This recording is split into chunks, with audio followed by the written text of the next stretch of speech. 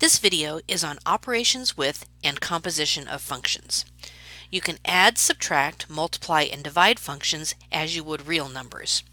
You must, however, consider their domains.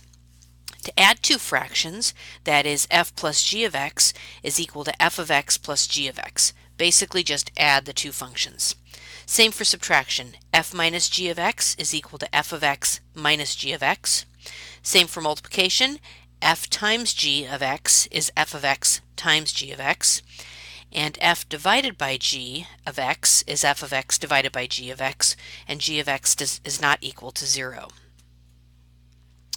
The domains of the sum, difference, product, and quotient functions consist of the x values that are in the domains of both f and g. Note that the domain of the quotient function does not contain any x value for which g of x equals 0. So remember, that means that your denominator of a fraction cannot be equal to 0. So let's take a look at a few examples here. First one says, let f of x equal 5x cubed plus 1 and g of x equal x squared minus 4, and we need to find f plus g of x and f minus g of x and state their domains. So f plus g of x is equal to f of x plus g of x, and that's pretty much it. We do have some like terms to combine, and I'm going to put them in descending order here. Put my exponents in descending order, so 5x cubed plus x squared minus 3 is f plus g of x, and just looking at this I can tell that's a polynomial function, so my domain x can equal anything. So x is going to be, my domain is going to be all real numbers. To find f minus g of x, just a little bit trickier. So we have f of x minus, and let's put g of x in parentheses because I want to subtract the entire function. So that's going to be 5x cubed plus 1 minus x squared minus a negative 4, which is going to be plus 4. So f minus g of x is equal to 5x cubed minus x squared plus 5. And again, my difference is a polynomial, so my domain is going to be all real numbers. So the only trick with subtraction is make sure that if the function that you're subtracting is a polynomial or has multiple parts to it, that you're subtracting each part of that as you would subtract polynomials. Second example here says, let f of x equal x squared plus x minus 6 and g of x equal x minus 2. So we need to find f times g of x and f divided by g of x and state their domains. So f times g of x is going to be equal to f of x times g of x, and now we just need to multiply that out. So I'm going to work a little backwards here, distribute this x to each term.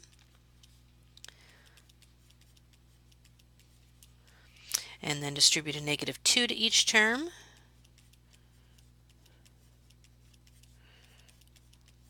And then I'll combine those.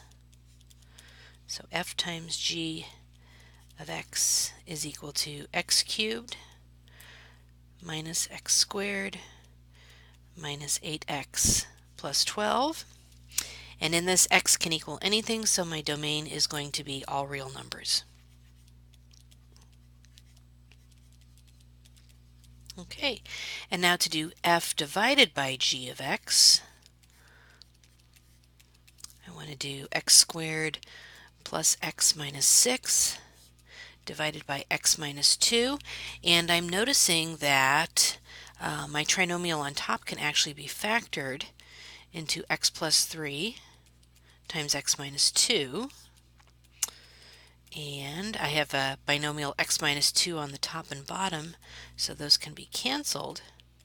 So f divided by g of x is equal to x plus 3. However, when I go to consider my domain, what values can x be, I need to look back at my original quotient, and I'm noticing that x cannot equal 2 because that would be an excluded value of the denominator here. So my domain is all real numbers except x is not equal to 2. A composition of functions means that the output of the inner function becomes the input of the outer function. It's almost like you're putting one function inside of another function.